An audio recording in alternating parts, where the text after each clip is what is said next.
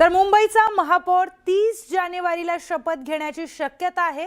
दिल्लीतील अनौपचारिक गप्पांमध्ये भाजप नेत्यांनी ही माहिती दिली आहे। 22 जानेवारीला महापौर पदाची सोडत होईल आणि त्यानंतर आठवड्याभरात महापौरची निवड देखील होणार आहे, अशी मोठी बातमी आपल्याला कळते आहे। दिल्लीमध्ये अनौपचारिक गप्पांमध्ये भाजपच्या एका मोठ्या नेत्याने ही माहिती दिली आहे। वरिष्ठ सूत्रांकडून ही माहिती मिळते आहे की मुंबईचा महापौर 30 जानेवारीला शपथ घेण्याची शक्यता आहे। तर 22 जानेवारीला महापौर पदाची सोडत होईल आणि त्यानंतर आठवड्याभरात महापौराची निवड होईल। मुंबई महानगरपालिकेच्या महापौर पदाबद्दल निर्णय घेण्याकरिता दिल्लीमध्ये बैठक पार पडणार आहे। आज सायंकाळी 5 वाजता महाराष्ट्र सदनामध्ये बैठक होण्याची शक्यता आहे। बैठकीला अमित साटम आणि राहुल शेवाळे उपस्थित राहतील।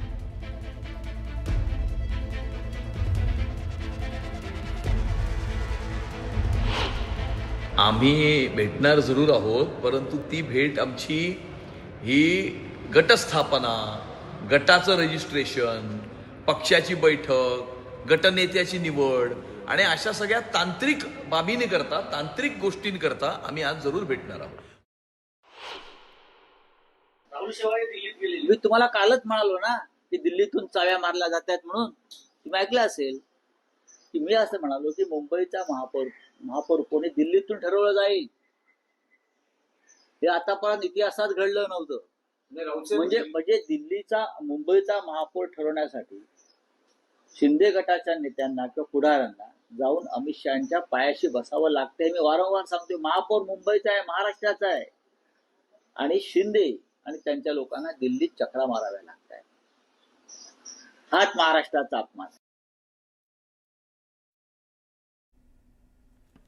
तर एकनाथ शिंदे यांच्या शिवसेनेमुळे मुंबईमध्ये भाजपचं नुकसान झाल्याची भावना भाजप नेत्यांची असल्याची सूत्रांची माहिती आहे। एकनाथ शिंदे यांनी जास्त जागा लढल्याने युतीच्या स्ट्राईक रेटवर परिणाम झाला, अशी भावना भाजप नेत्यांची झाली। भाजप जास्त जागा लढली असती तर भाजपने 100हून जास्त जागा जिंकल्या असत्या, असं देखील मत भाजप नेत्यांनी व्यक्त केल्याचं सूत्रांकडून कळत आहे। यासंबंधीची भूमिका केंद्रीय नेतृत्वाकडे भाजपच्या राज्यातील नेत्यांनी मांडली असल्याची देखील माहिती मिळते। त्याचबरोबर शिंदे यांच्या हॉटेल पॉलिटिक्सवरही केंद्रीय नेतृत्वासमोर नाराजी व्यक्त केल्याची माहिती आहे। भाजपने मुंबई 135 जागा लढून 89 जागा जिंकल्या, तर एकनाथ शिंदे यांनी 90 जागा लढून केवळ 29 जागा जिंकल्या आणि त्यामुळेच युतीला काठावरचं बहुमत मिळालंय।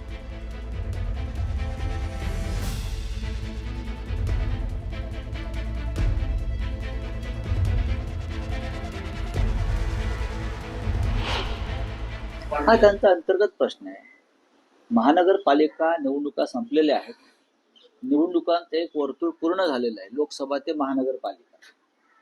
भविष्यामध्ये एकनाथ शिंदे यांना आपल्या बरोबर ठेवायचं की नाही, याच्यावर सुद्धा दिल्लीमध्ये लवकरच चिंतन आणि मंथन सुरू होणार आहे। तर मागील 3 दिवसांपासून मुंबईतल्या ताज लँड्स एंड हॉटेलमध्ये मुक्कामी असलेले शिवसेनेचे 29 नगरसेवक आता घरी निघालेत, मात्र ते कोकण भवनाला जाणार नसल्याची माहिती आहे। मुंबई पालिकेवर आपलाच महापौर व्हावा यासाठी शिवसेनेकडून दबाव टाकला जात असल्याची देखील चर्चा राजकीय वर्तुळामध्ये सुरू झाली आहे।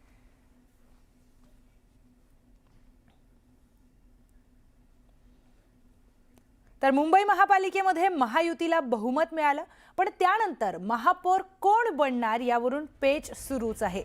शिवसेना शिंदे पक्षाचे नगरसेवक हॉटेलमध्ये थांबलेत। या हॉटेल पॉलिटिक्सवरून आता मनसे नेते अमित ठाकरेंनी टीका केली आहे। निवडून आल्यावर जनतेचे आभार मानण्यापेक्षा नगरसेवक आनंदाने बेपत्ता झालेत, अशी उपरोधिक टीका त्यांनी केली आहे। पळवापळवीचं स्वार्थी राजकारण कुठवर चालणार, महाराष्ट्राच्या राजकारणाची पातळी आणखी किती घसरणार, अशी टीका त्यांच्या पोस्टमधून करण्यात आली आहे।